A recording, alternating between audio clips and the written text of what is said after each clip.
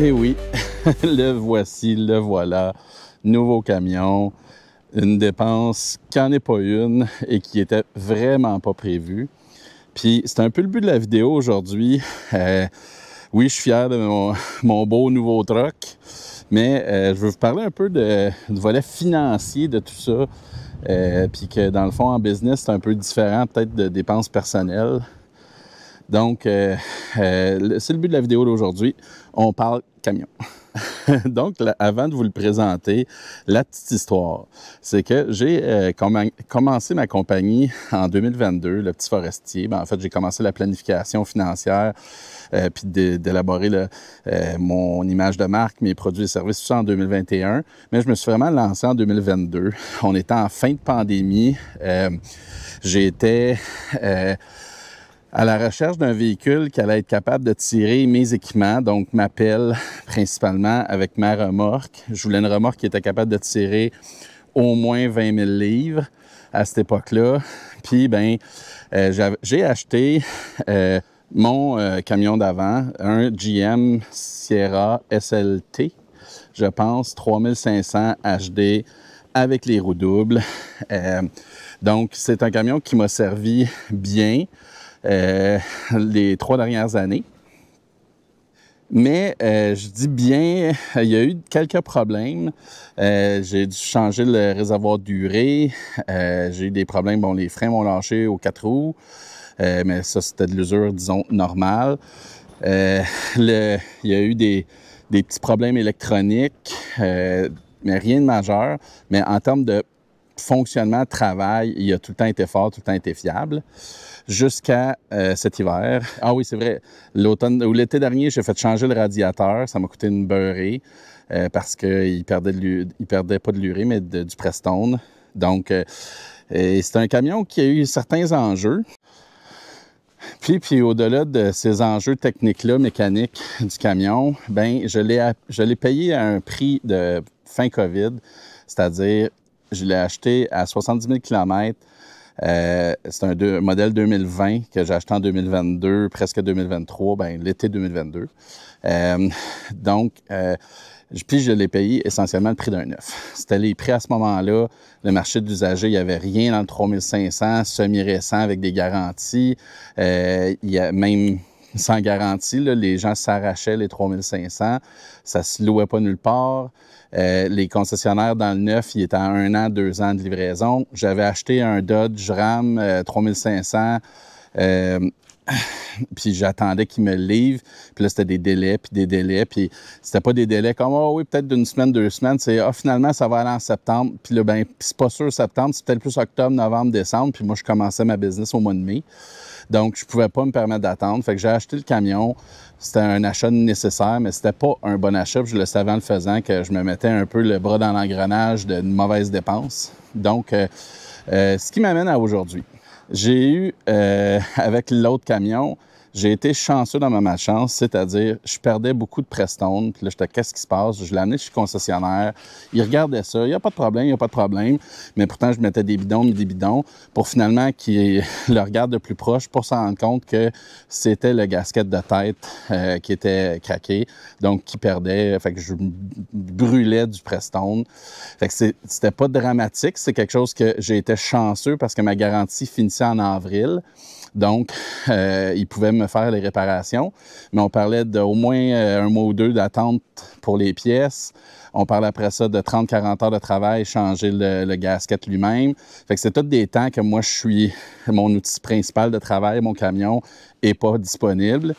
Puis, ça m'a fait me rendre compte à quel point j'étais à risque financièrement parce que sur mon financement initial, je vais vous être très transparent avec les chiffres, je l'avais payé 95 à peu près, mon camion.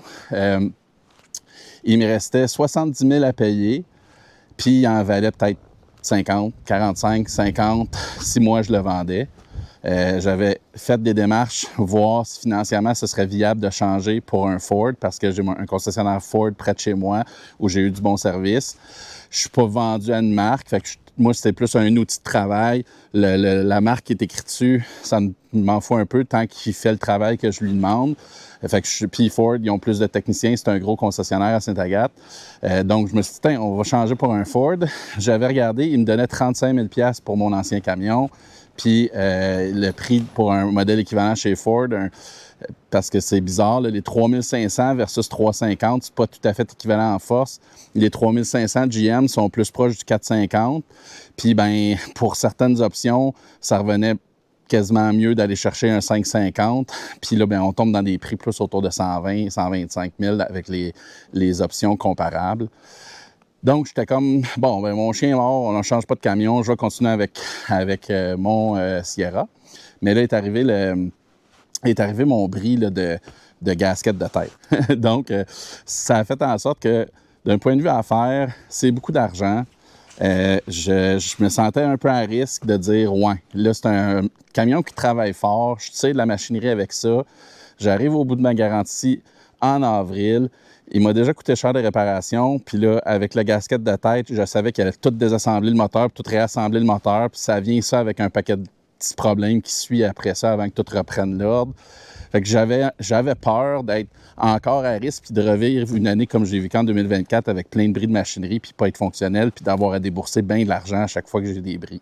Donc, c'était ça ma démarche. Mais là, je me disais, mon chien est mort.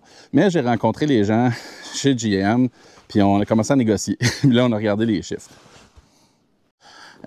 Donc, grosso modo, j'ai payé à peu près le même prix que mon autre pour celui-là, qui est un Silverado 3500 HD, roue double, 4 roues motrices, diesel, puis bon, toutes les options pour être capable de tirer lourd. Là. On va regarder ça tantôt, qu'est-ce que j'ai fait ajouter. Puis, ben, il m'arrivait à peu près ça à entre 90 et 95 000, mais il m'offrait 50 000 pour mon ancien camion, ce qui est, à mon sens, avec toutes les recherches que j'ai faites, la valeur marchande, comme si moi, je l'achetais. Alors que d'habitude, les concessionnaires se prennent un 15-20 % pour être rentable quand ils se virent de bord puis ils revendent le véhicule.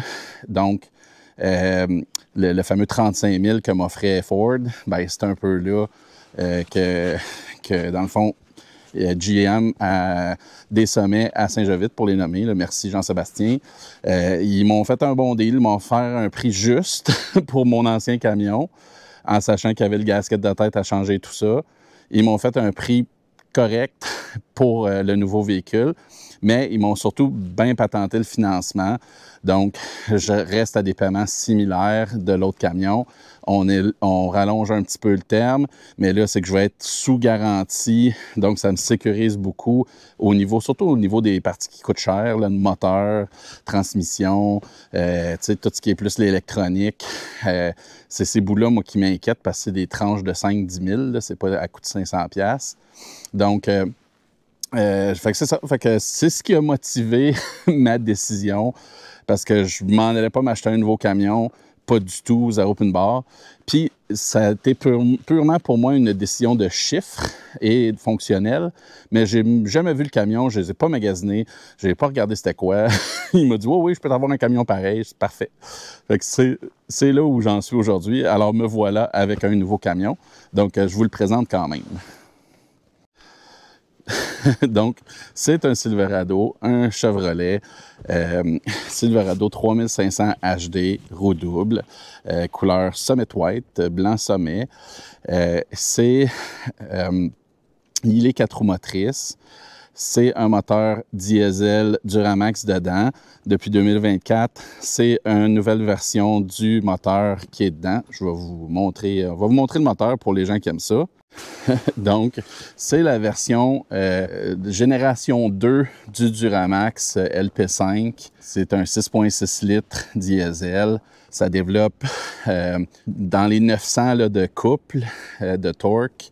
Il y a eu une augmentation entre mon modèle, mon 2020, puis le 2024, et celui-là, c'est un 2025. Une augmentation, je pense, de 30 chevaux, fait que c'était 440 chevaux, celui-là, 470 chevaux. Ce qui était pas... mon ancien camion était en masse fort pour tirer tout ce que je tirais, même bien pesant. Ça n'a jamais été... J'avais plus d'enjeux de perdre la traction au sol que le moteur n'était pas capable de tirer. Mais quand même, s'il y a des améliorations de performance, je le sens à la pédale. Quand je pèse la pédale, il y a une petite affaire de... Il est juste plus prime, il tire un peu plus à vide. Donc, j'ai bien hâte de voir une fois bien chargé. Puis, essentiellement, une des améliorations que je trouvais très drôle, c'est le gasket de tête. Donc, c'est pas surprenant, il brise. Puis, peut-être être clair, je ne l'ai pas mentionné, mais Chevrolet et GM, dans les camions, puis dans d'autres modèles, mais surtout dans les camions, c'est la même affaire, c'est la même plateforme, c'est quasi identique. Là où il y a des différences, c'est au niveau du plastique, de la carcasse, du look, essentiellement.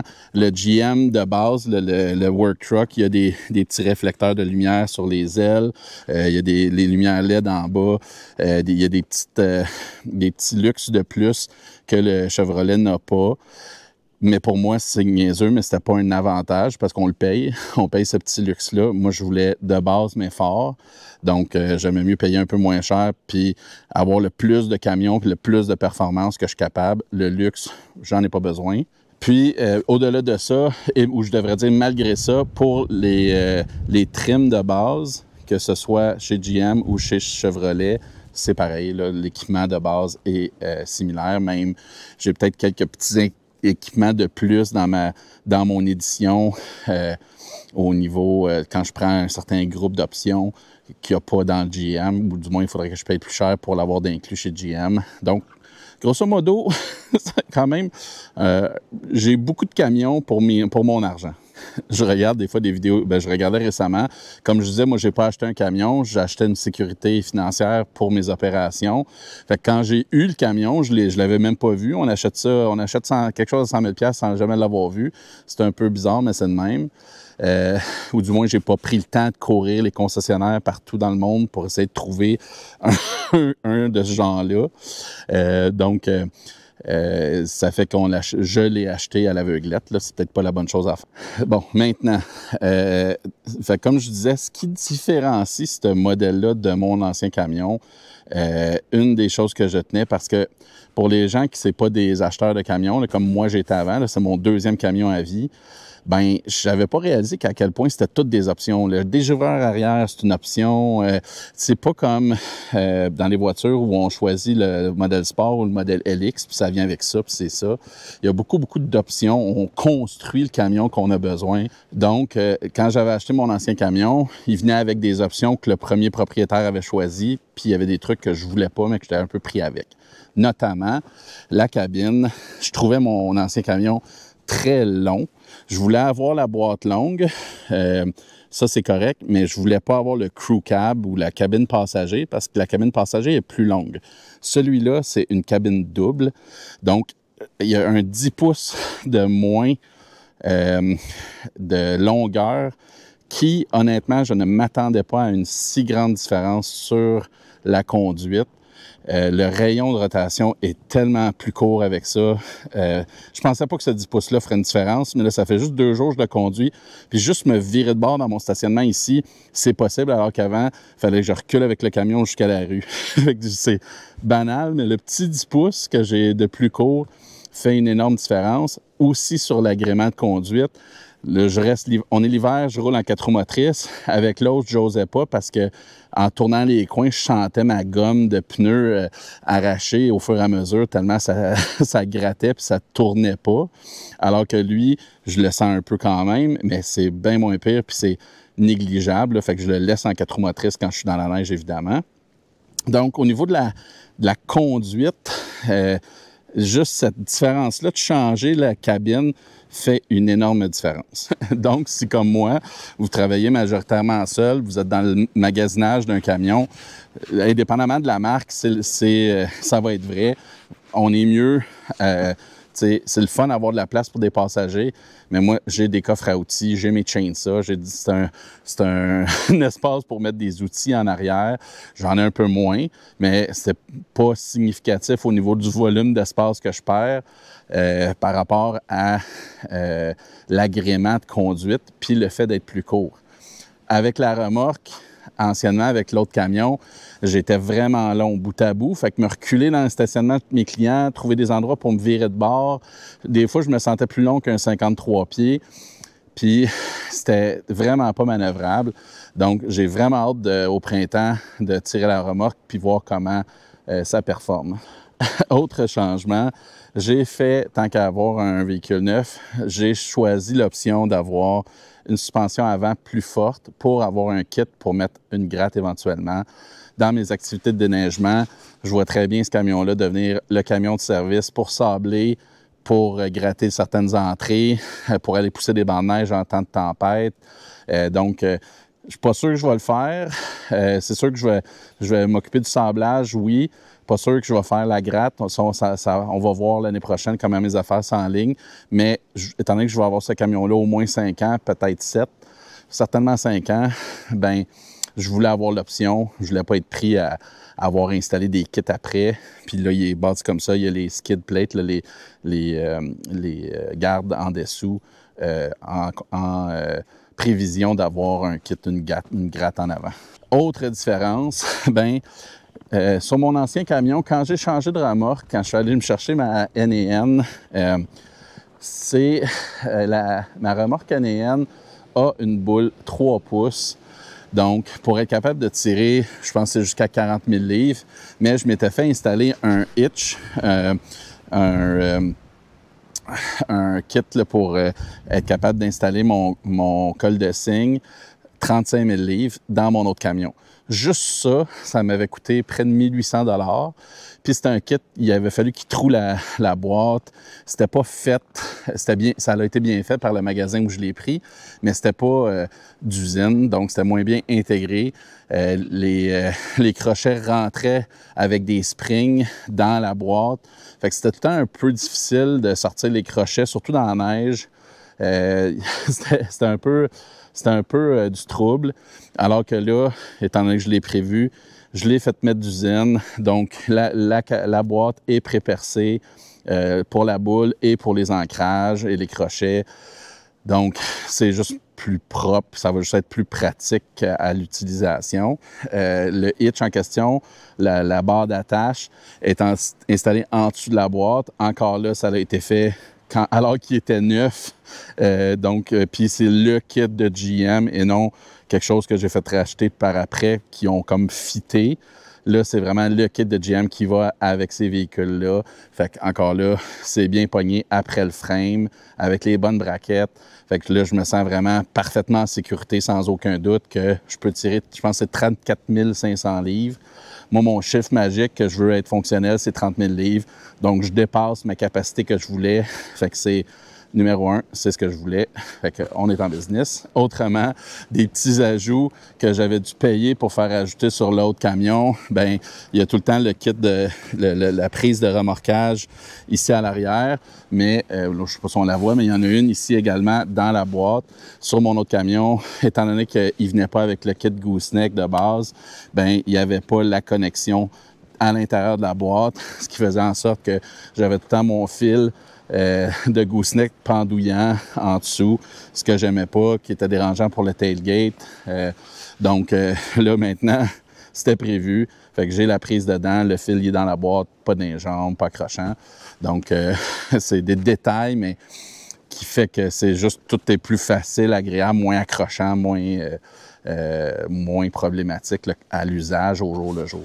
Maintenant, l'intérieur, je vous montre ça. Commençons par le rangement. Bien, c'est ce que je voulais. Je voulais que mon kit Milwaukee Packout rentre. Il rentre flush, flush, flush. Là, je l'ai mis du côté conducteur. Pour ma grandeur, ma grosseur, je suis parfait où est-ce que je suis confortable à conduire. En temps réel, je pense que je reculerais mon banc d'un autre petit clic, mais on dirait que je m'habitue à conduire même, puis c'est correct. Mais ce qui risque d'arriver, c'est que je vais le mettre du côté passager, comme ça, je vais aller me chercher mon petit pouce, mon petit clic de plus sur mon banc pour avoir de l'espace aux jambes, puis je vais inverser là, ce que j'ai de l'autre côté. Donc, c'est serré, mais ça rentre, ce qui est assez important. Donc, c'est vraiment la trim de base.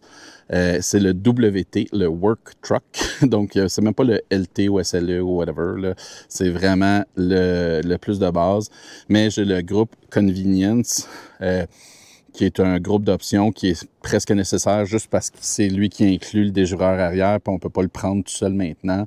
Donc, j'ai pris cette option-là, puis ça donnait qu'il y avait ce véhicule-là en inventaire, là, ce qui a été toute une chance d'avoir un véhicule qui cochait toutes les cases d'options que je voulais.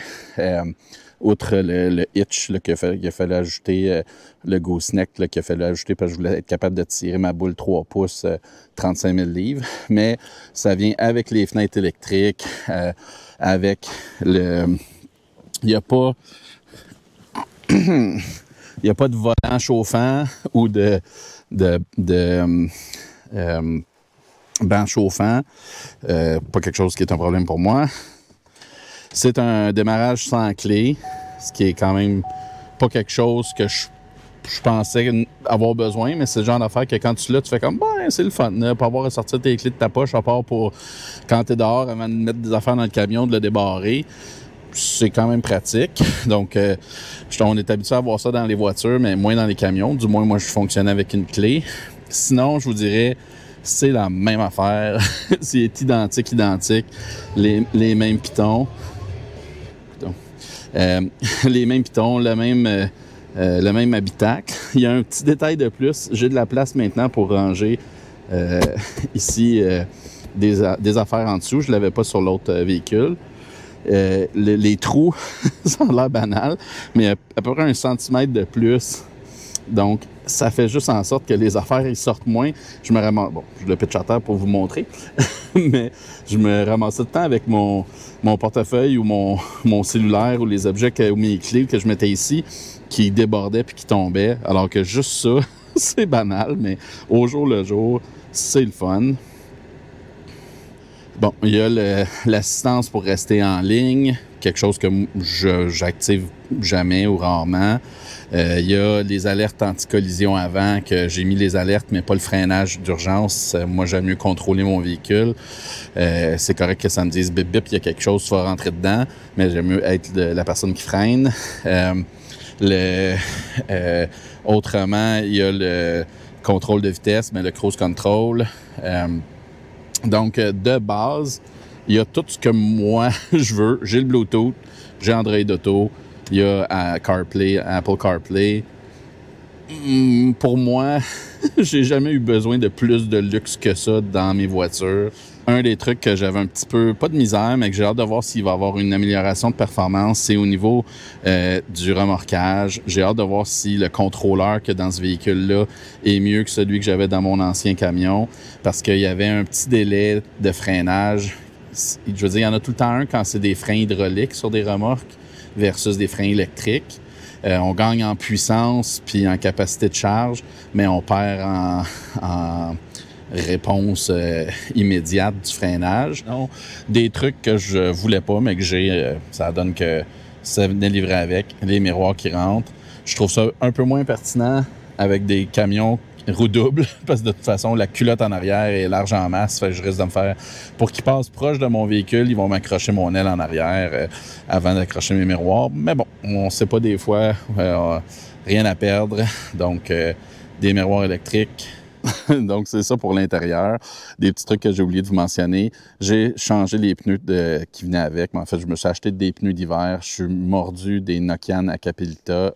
Bon, c'est pas pareil, mais ça reste la même chose que j'ai sur le tracteur. C'est ça que j'avais sur mes anciens camions. Puis quand j'ai passé à ça, des pneus que j'avais avant, c'était le jour et la nuit. Donc, garde en tête que je fais à peu près 10 000 km par année. Je suis pas quelqu'un qui roule beaucoup en camion. C'est pas mon véhicule de plaisance d'aucune façon. Il me rend sur mes chantiers et mes chantiers sont tous locaux. C'est tout du petite distance et donc je fais pas de route, je fais pas de compagnie de transport. Donc, c'est ça, 10 000 km par année, c'est pas mal la moyenne des 3 dernières années, dans le fond. Donc, voilà, ça fait le tour. Évidemment, ça génère d'autres dépenses. Je dois le faire lettrer, qui est quand même des sous au niveau du design graphique, au niveau de l'impression, au niveau du lettrage. Faut que je trouve le temps d'aller faire ça. J'ai dû faire enlever mon réservoir diesel de mon autre camion.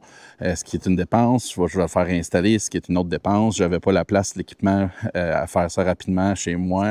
Si vous avez des idées, ma blonde d'habitude est bien bonne pour donner des noms à nos camions. L'autre s'appelait King Kong. Puis celui-là, pour l'instant, on l'appelle le petit coco, mais je trouve pas que c'est un super bon nom. Fait que si vous avez des idées, mettez ça en commentaire de la vidéo si vous m'avez écouté placoter jusqu'à cette étape-ci. Donc voilà, c'est sûr que vous allez me voir l'utiliser. J'ai hâte, je vais faire des petits tests au printemps avec la remorque, voir comment il tire. J'ai beaucoup hâte de voir les performances de la suspension arrière comparativement à mon GM. Ça a l'air à l'œil nu, ça a l'air pareil ou similaire. Fait que, sauf que la tenue de route est tellement plus douce que je me dis, OK, il va peut-être s'asseoir ou il va peut-être moins bien porter le poids. Mais on me dit que non, que c'est juste plus raffiné maintenant, mais que c'est en masse aussi fort, en masse aussi dur. Donc, il va rester ça à tester au printemps. Alors voilà, j'espère que vous avez aimé les lubies d'Étienne édition camion. Si vous avez des questions et suggestions de noms, mettez ça en commentaire, puis ben on se revoit dans une prochaine lubie.